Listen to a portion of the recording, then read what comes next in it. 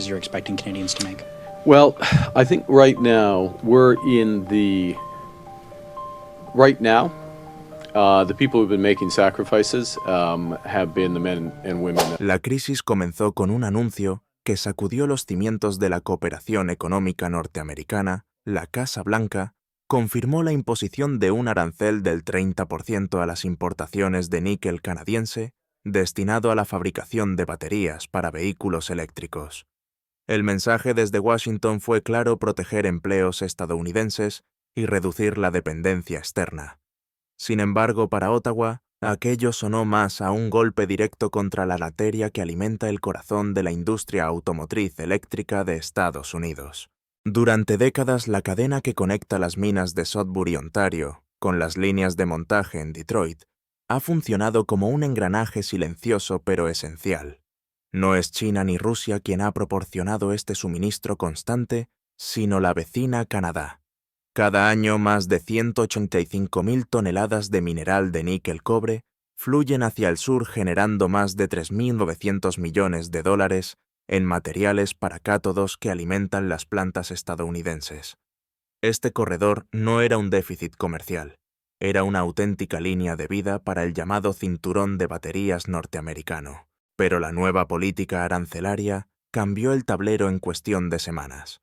Un paquete de baterías de 86 kilovatios hora típico en un SUV con química NMC 811 necesita cerca de 38 kilos de níquel de alta pureza.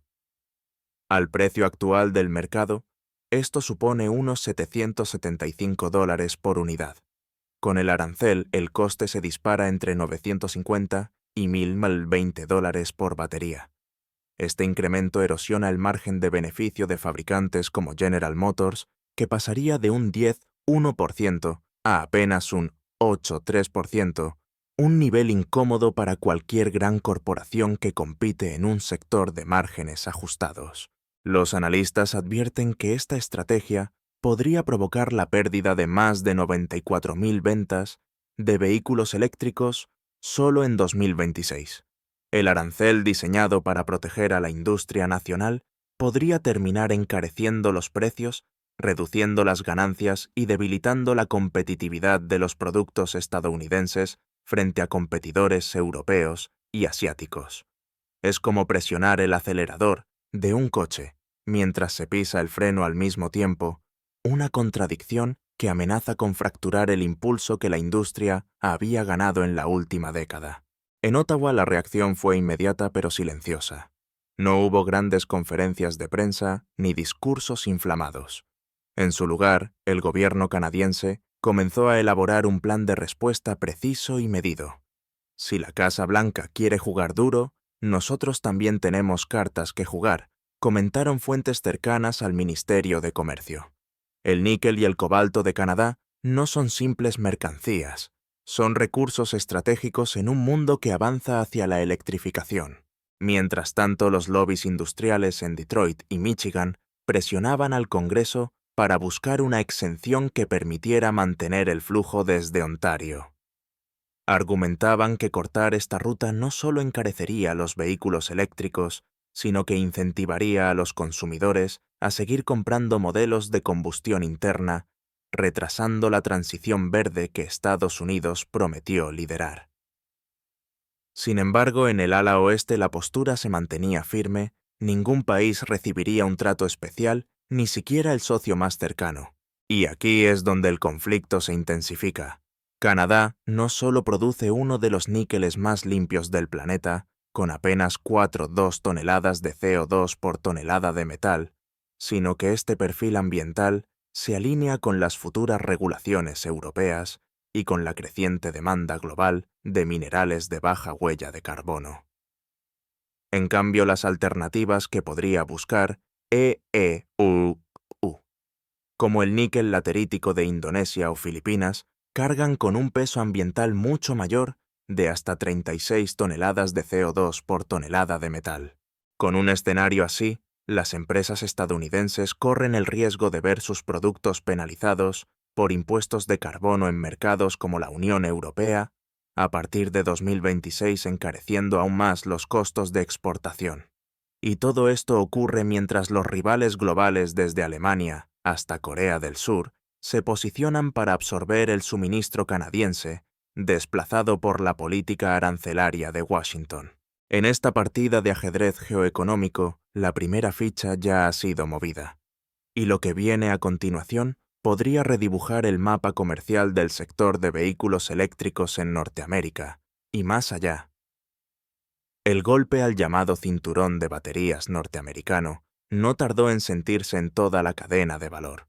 Las plantas de ensamblaje en Michigan, Tennessee y Ohio comenzaron a reportar retrasos y sobrecostes, mientras que los proveedores de cátodos y ánodos ajustaban sus contratos para cubrir el incremento de precios. En el centro de esta crisis se encuentra un hecho indiscutible. El níquel de Ontario no es solo una materia prima, es un pilar sobre el que se ha construido buena parte de la estrategia de electrificación de Estados Unidos. La química NMC 811, predominante en los paquetes de baterías de alta densidad energética, depende en un 80% del níquel en cada celda. Este metal no solo aumenta la autonomía de los vehículos, sino que también reduce la necesidad de cobalto, cuyo suministro global es más limitado y políticamente inestable. Al encarecer el acceso a este níquel limpio y confiable, el gobierno estadounidense no solo afecta la estructura de costos de sus fabricantes, sino que pone en riesgo su capacidad de cumplir con las metas de electrificación anunciadas para 2030. General Motors, Ford y Stellantis han sido claros en sus reportes trimestrales, cada 1%, que cae el margen de ganancia por unidad equivale a cientos de millones de dólares, perdidos en un año. En un mercado global donde los fabricantes chinos como BYD o CATL pueden producir baterías más baratas gracias a cadenas de suministro integradas, esta diferencia se convierte en una amenaza existencial para la industria norteamericana. Además, el impacto no se limita a las cifras de producción. El consumidor estadounidense ya percibe el cambio en las etiquetas de precio. Modelos como la F-150 Lightning o el Chevrolet Silverado EV proyectan incrementos de hasta $3,000 para 2026, lo que empuja a muchos compradores potenciales de vuelta hacia las camionetas de combustión interna. Paradójicamente, el arancel que buscaba proteger el empleo en fábricas nacionales podría estar desviando la demanda hacia productos que requieren menos componentes nacionales y que dependen más del petróleo extranjero. Este desequilibrio también amenaza las inversiones privadas. Fondos de capital riesgo y grandes grupos industriales que habían apostado por nuevas plantas de baterías en Ohio, Kentucky o Nevada, ahora dudan sobre la viabilidad a largo plazo de esos proyectos. El riesgo regulatorio sumado al encarecimiento de insumos clave eleva el umbral de rentabilidad y retrasa decisiones de inversión que antes parecían seguras. Pero el mayor peligro es de carácter estratégico. La pérdida de acceso prioritario al níquel canadiense podría obligar a EEU a buscar suministros alternativos en países con estándares ambientales más bajos, lo que debilitaría su imagen como líder en tecnología verde. Al mismo tiempo abre la puerta para que la Unión Europea y Corea del Sur consoliden contratos a largo plazo con Canadá, asegurándose un suministro de minerales limpios que reforzará su competitividad en el mercado global. Desde el punto de vista político, este escenario coloca al presidente estadounidense en una posición delicada. Defender el arancel como una medida de America First puede ser popular en ciertos estados industriales, pero si las consecuencias son pérdida de empleos en el sector de vehículos eléctricos y encarecimiento de los modelos, la narrativa podría volverse en su contra. Ya hay congresistas moderados que piden una revisión de la medida, alertando sobre el riesgo de desindustrialización verde si no se corrige el rumbo. En Ottawa, mientras tanto, el tono sigue siendo calculado. Las autoridades canadienses no descartan conversaciones bilaterales, pero dejan claro que no negociarán desde la debilidad. Para ellos el níquel no es solo un producto de exportación, es una carta de negociación que puede reorientar hacia socios dispuestos a pagar más y valorar su bajo impacto ambiental. Y cada semana que pasa sin un acuerdo, esa carta se vuelve más valiosa. La tensión avanza hacia un punto de no retorno, y el siguiente movimiento de Canadá está a punto de cambiar el tablero comercial.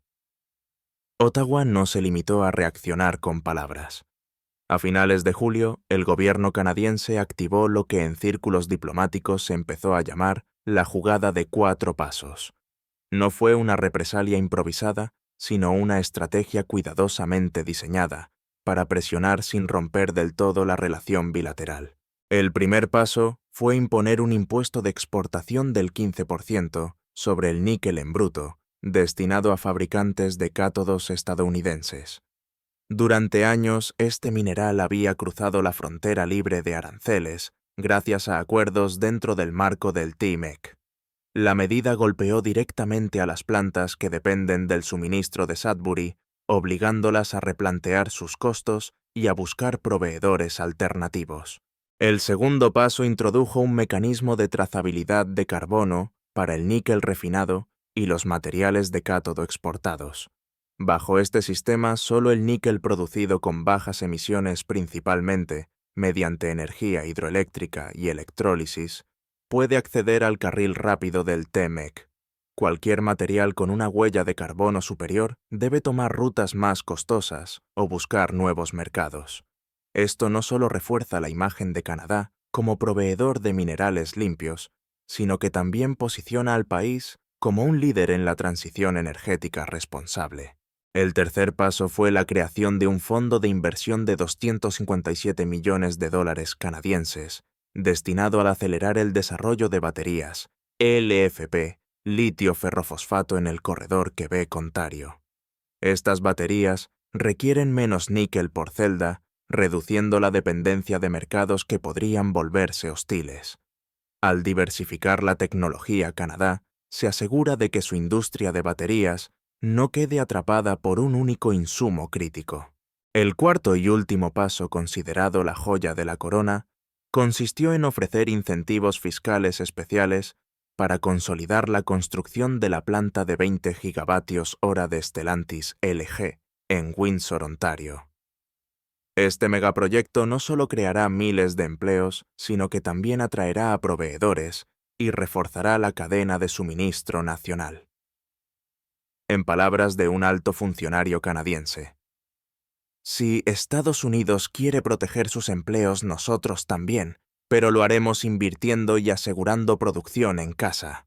Según un informe de la Oficina de Gastos de Canadá del 28 de julio, estas 4 medidas combinadas podrían redirigir más de 1.800 millones de dólares en exportaciones desde compradores estadounidenses hacia Corea del Sur y la Unión Europea para 2027.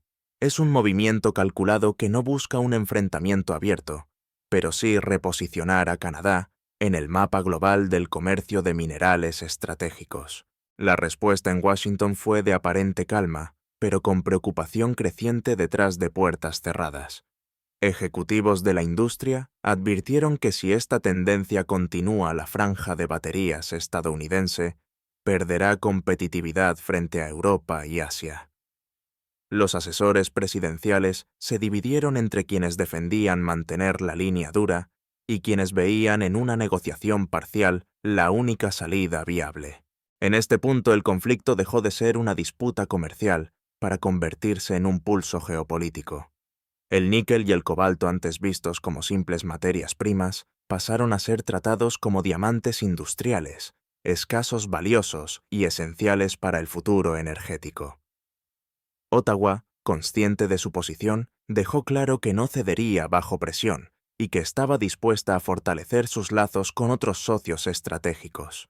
Mientras tanto, los mercados internacionales comenzaron a reaccionar. El precio del níquel canadiense de baja huella de carbono subió un 6% en los contratos a futuro, y empresas en Alemania y Corea del Sur firmaron preacuerdos para asegurar suministros durante la próxima década. Cada nuevo contrato firmado fuera de Norteamérica era un recordatorio para Washington de que el tiempo corría en su contra. Y lo más significativo es que esta jugada de 4 pasos no fue concebida como una maniobra temporal.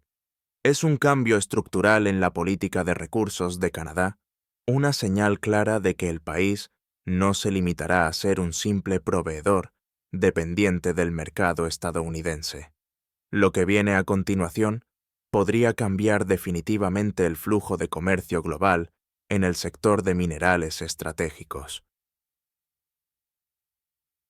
El impacto de las medidas canadienses se hizo visible en cuestión de meses. Las rutas comerciales de níquel comenzaron a reconfigurarse a un ritmo vertiginoso. Las estadísticas del primer semestre de 2025 mostraron un aumento del 23% en las exportaciones canadienses de sulfato de níquel, pero lo realmente llamativo fue el cambio en el destino de esas exportaciones. Mientras la cuota de mercado de Estados Unidos se reducía de forma constante, países como Corea del Sur y Alemania incrementaban sus compras con contratos a largo plazo. Hamburgo, Busan y Rotterdam se convirtieron en nuevos nodos de entrada para el níquel limpio de Ontario. Las siderúrgicas europeas, conscientes de la inminente entrada en vigor del impuesto fronterizo de carbono de la UE en 2026, vieron en este suministro una oportunidad estratégica, garantizar minerales con baja huella de carbono y evitar así costosos recargos medioambientales. Corea del Sur, por su parte, buscó asegurar su abastecimiento para fortalecer su industria de baterías y vehículos eléctricos, consolidando acuerdos con proveedores canadienses que antes servían casi exclusivamente al mercado estadounidense. Para Washington, este desplazamiento representó un doble golpe. Por un lado, perdió acceso preferencial a uno de los minerales más limpios del hemisferio occidental. Por otro, quedó expuesto a tener que importar níquel de regiones con estándares ambientales más laxos como Indonesia y Filipinas. Este tipo de níquel producido con métodos intensivos en carbono podría sumar hasta 36 toneladas de CO2 por cada tonelada de metal refinado frente a las apenas 4,2 toneladas del níquel canadiense. Las consecuencias económicas fueron inmediatas. Los fabricantes de baterías en EU comenzaron a absorber sobrecostes que se reflejaron en toda la cadena de valor. El precio proyectado para modelos como la F-150 Lightning alcanzó los $72.500 a inicios de 2026, situándolo fuera del alcance de buena parte de la clase media. En paralelo, los modelos de combustión interna como la F-150 XLT mantenían una ventaja de entre el 15% y el 20% en coste total de propiedad a 8 años, lo que los hacía más atractivos para el consumidor promedio. El mercado global, mientras tanto, se adaptaba. Europa fortalecía su posición como hub de minerales verdes y Corea del Sur aceleraba la expansión de su capacidad de producción de baterías. Empresas como LG Energy Solution y Samsung SDI anunciaron inversiones millonarias para ampliar plantas respaldadas por contratos de suministro de níquel canadiense que garantizaban calidad y sostenibilidad. En este nuevo escenario, Estados Unidos comenzó a perder influencia en la definición de estándares globales para minerales críticos. Con el suministro de alta calidad redirigido hacia otros mercados, su capacidad para competir en segmentos de alto valor, agregado como los vehículos eléctricos de lujo y las baterías de próxima generación, se veía comprometida. Además, las perspectivas de cumplir con los objetivos de ventas de EV para 2030, establecidos en un 50% del mercado, se reducían drásticamente con proyecciones más realistas que hablaban de apenas un 20%-25%. La situación también generó un efecto geopolítico. Aliados tradicionales, al ver que Estados Unidos priorizaba políticas proteccionistas incluso frente a socios cercanos, comenzaron a explorar acuerdos bilaterales sin contar con Washington. Esto debilitó la noción de bloque económico norteamericano y abrió espacio para que potencias como China promovieran sus propias iniciativas comerciales y de suministro. En definitiva, el cambio en el flujo comercial global no fue solo una consecuencia directa del arancel y las medidas de represalia. fue el inicio de un reacomodo profundo en la red de alianzas, contratos y estándares que rigen el comercio de minerales críticos. Y lo que estaba por venir amenazaba con consolidar una pérdida de liderazgo estadounidense en uno de los sectores clave del siglo XXI. El tablero geopolítico de los minerales estratégicos quedó irreconocible tras meses de tensión. Lo que antes era una relación fluida y previsible entre Washington y Ottawa se transformó en un pulso por la supremacía en la cadena de suministro de la economía verde. El níquel, hasta hace poco visto como un metal más en la tabla periódica, pasó a ocupar el centro de una partida donde cada movimiento tiene implicaciones millonarias y consecuencias a largo plazo. Para Canadá, este conflicto fue una oportunidad para demostrar que no depende de la aprobación estadounidense para prosperar. La reorientación de sus exportaciones hacia Europa y Asia no solo diversificó su base de clientes, sino que fortaleció su posición como proveedor premium de minerales limpios. El mensaje de Ottawa fue claro: si no se nos valora aquí, el mundo está dispuesto a pagarnos lo que valemos. En Estados Unidos, en cambio, el discurso oficial insistía en que el arancel era una victoria para la industria nacional. Sin embargo, los indicadores económicos contaban otra historia: retrasos en la producción de vehículos eléctricos, inversiones pospuestas y pérdida de cuota en mercados clave. La confianza de los inversores internacionales comenzó a flaquear, y la posibilidad de que grandes fabricantes trasladen parte de su capacidad de producción fuera del país dejó de ser un rumor para convertirse en un escenario plausible. El impacto también alcanzó la política interna. En estados industriales clave, los sindicatos que inicialmente apoyaron la medida empezaron a expresar su preocupación por la pérdida de pedidos y la ralentización de las líneas de producción. El temor a una desindustrialización verde crecía, alimentado por cifras que mostraban que el empleo en el sector automotriz eléctrico había dejado de expandirse al ritmo esperado. A nivel internacional, el reposicionamiento canadiense fue seguido con atención por otros países ricos en minerales críticos como Australia y Chile. Ambos comenzaron a diseñar políticas que, al igual que Ottawa, combinan la protección del mercado interno con la búsqueda activa de socios que valoren la sostenibilidad. Esto abre la puerta a una competencia más feroz por asegurar suministros de calidad, lo que podría encarecer aún más estos materiales en los próximos años. El riesgo para Estados Unidos es claro: quedarse fuera de los acuerdos más ventajosos y depender de proveedores con menor calidad y mayores emisiones de carbono. Esto no solo dañaría su competitividad, sino que también socavaría su narrativa de liderazgo climático.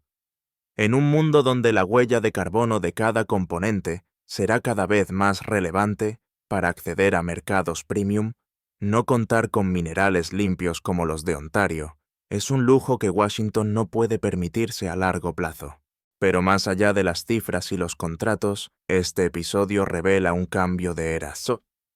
Los recursos naturales estratégicos ya no se negocian únicamente en términos de precio y volumen, sino también de sostenibilidad, trazabilidad y alineación geopolítica. En esta nueva lógica, el país que controle el flujo de minerales críticos no solo tendrá poder económico, sino también influencia política global. Canadá, con sus minas de níquel y cobalto de baja huella, ha demostrado que puede jugar en las grandes ligas y que está dispuesto a usar su posición como palanca diplomática. Estados Unidos, por su parte, enfrenta una disyuntiva: persistir en una política de aislamiento arancelario que erosiona sus alianzas o reconstruir puentes antes de que sea demasiado tarde. La pregunta que queda en el aire es si Washington está dispuesto a ceder lo suficiente para recuperar la cooperación de su vecino del norte, o si veremos consolidarse un nuevo mapa comercial donde los viejos aliados ya no llamen a la misma puerta.